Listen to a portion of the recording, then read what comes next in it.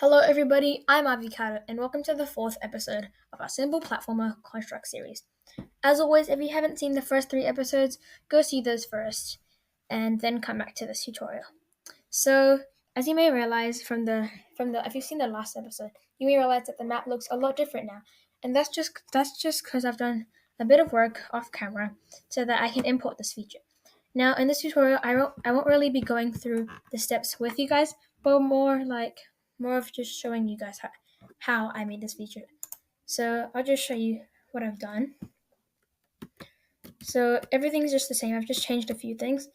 So if you've seen on the thing, there's spikes here, but I've added a secret password. So if you just stay here and you fall into this side panel, which is actually just a bit lighter than the rest, so you can actually go see it.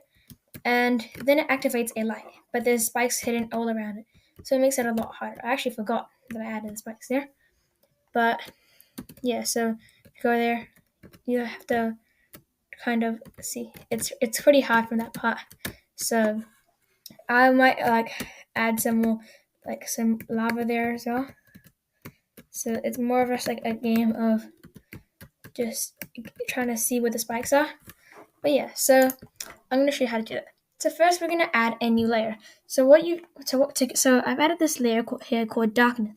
So what I did to get that is right click and I added layer at top or bottom. It doesn't matter what you do, but you just want to click that, and then I'll make a new layer like this. So I can't do it because I'm on the free edition, so you can only get 2 layers. But once you've gone in here, it will come with the layout properties. And what we want to do is normally this transparent color will be ticked, but we want to untick that and change the background color all the way to black. So, and then we want to change the opacity to around 60. I just changed it back to 99 right now, so it doesn't look that obvious. But when you're trying to get this feature to work, just keep it at 60 so you can work around it, and then so you can see what you have to do.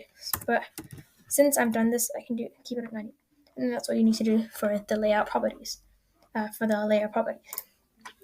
Then you're going to add a new sprite, and you can call it light. I just called it light for now. And what we want to do is we want to go to paintbrush tool and have a size. I just might be mine 130, and you want the hardness to be all the way down to 0. So if it's normally at 1, then it'll be a nice circle, but we don't want that. We want it to be blurry, so as it say light, so we can have the hardness at 0 and the opacity at around 0.4 to 0.5, and just do one click and then you can click off. Next, what you want to do is you want to make a daylight. So this daylight, of course, it looks on here, it's just black. But what I've done is I've made a tile background, named it daylight, and made it black like that. Then I went over here to the Sprite properties, and here in effects, the blend mode would normally be normal, like this, but I changed it to destination out, so it will change it to the light so you can actually see it.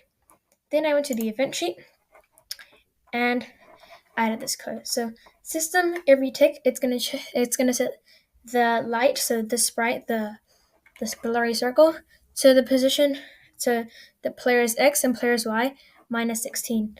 So our players, I'll just click here.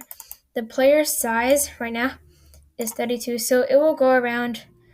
The light will spawn around the middle, around here, and that will cause a nice even distribution of the light.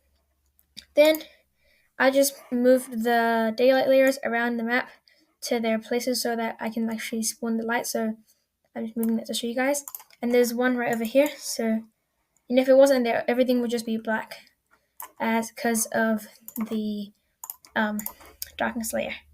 And that's all you really need to do for this light method. It looks pretty hard, but once you know it, it's pretty easy.